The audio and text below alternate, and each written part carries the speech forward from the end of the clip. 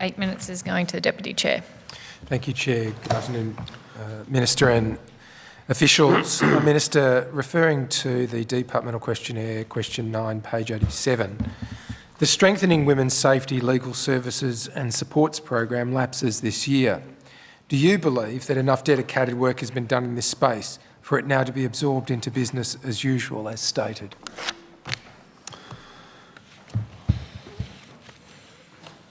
Is there any particular other advice that we would want to provide?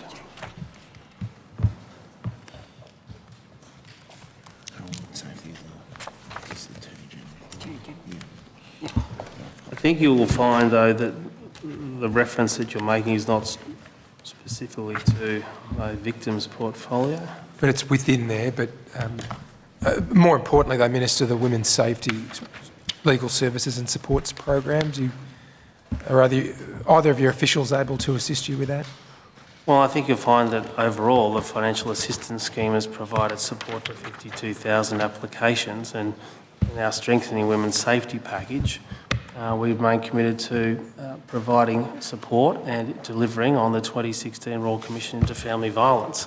But specifically, my task through the financial assistance scheme is to ensure that all victims of crime who seek assistance get it, and we've seen some 52,000 people receive financial assistance through the program. Minister, this initiative related to family violence intervention orders only, not to the wider issue of women's safety, including those who have been victims without being related or a family member. The numbers of non-family violence stalking cases has increased every year since the VLRC tabled its report. Why isn't anything being done in this space? Well, I think it really matters that you should put to the attorney when she appears before you in the coming days, because they sit with her. Isn't this really about female victims of domestic and family violence, Minister, and stalking? All victims who choose to make applications to the financial assistance scheme are supported. Not just that, it's the stalking reforms, Minister. Well, the stalking reforms are clearly in the purview of the Attorney-General, not myself. You don't, as Minister for Victims, have any interest or involvement in that?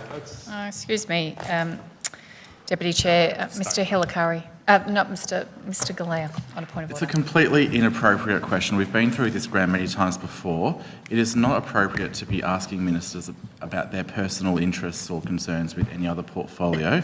It is about asking this minister about this portfolio.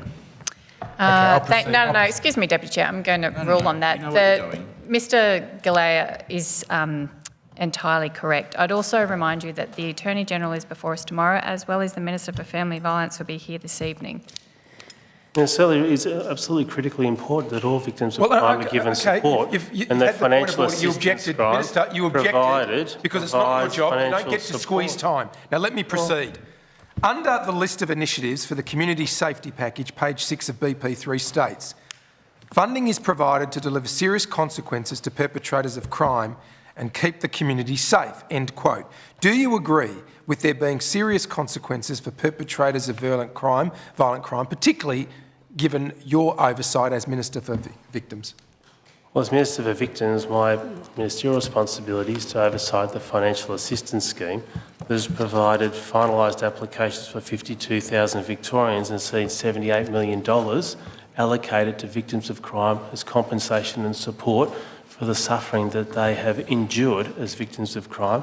The financial assistance scheme is some $420+ million allocated by our government, established by our government, much better than what previously was in place. Okay, VOCAT, where people were stuck in court with lawyers. Can you, on behalf of victims then, assure the victims you have responsibility for looking after? Do you agree that there are serious consequences for perpetrators of violent crime? Well, the financial assistance scheme is about ensuring that victims of crime get the finances that and the supports that they require. And we've seen some 52,000 applications being acquitted and some $78 million provided to them. What's critical about this is previously under the VOCAT system, victims were required to endure long court cases expensive lawyers to get justice. And under the financial assistance scheme put in place by my predecessor, Mr Erdogan, we've now seen victims get quick support, stronger support, more and appropriate financial support Okay, than ever Minister, you've before. strayed well away from the question. Assuming you do agree that there should be consequences for offenders, how do you balance that with the continued reduction in sentences for prisoners, including violent and high-risk offenders, through the excessive use of emergency management days, which, as you know, as Minister with oversight of responsibility for victims, traumatises victims when that happens? Emergency management days are a matter for the Corrections Minister, and they would best be addressed to him. But if you want to talk about victims of crime, I'm happy to talk about the financial assistance scheme established by the Labor government that is providing great financial support to victims and doing so far more effectively than the court-led system that operated previously. Minister, in Budget Paper 3, there is a line item of $2.6 million over 2 years for the Victims of Crime Commissioner. What funding did the Commissioner request? Well, the Commissioner has been provided with $2.6 million over 2 years in this budget, as well as base funding in the departmental accounts of some $1.3 million. And I want to thank Commissioner Langdon for the work that she does. Has the Commissioner had a commensurate rise in funding with the increase in the number of crime victims?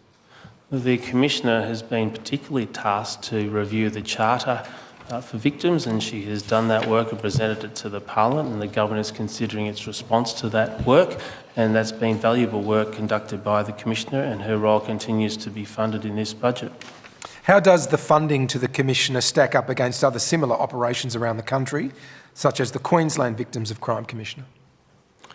Well, my concern is making sure that the Victims of Crime Commissioner in Victoria is responsive to victims of crime here in Victoria, and the $2.6 million over 2 years in the budget, on top of her base funding of $1.3 million, is a significant contribution that demonstrates our support for her work, and the fact that she's delivered a review of the Charter for victims to recommend changes to ensure that the Charter for victims is better understood and better aligned across government and across services in Victoria is one the government will respond to soon, and we thank her for the work and her ongoing advocacy, particularly the work she does. Is it still the government's intention, Minister, to absorb the Victims of Crime Commissioner into the broader Department of Justice? The Silver Review has made a range of recommendations, but as the budget papers demonstrate, in BP3, page 72 and 73, there's $2.6 million over 2 years for the Victims of Crime Commissioner and $1.3 million allocated in base funding. Nothing could be clearer that her work continues to be funded by our government, and we value her work and her advocacy on behalf of victims. Will it be absorbed into the department, Minister? The budget papers clearly state that the Office of the Victims of Crime Commissioner continues to be funded for the next 2 years at $2.6 million plus $1.3 million in base funding.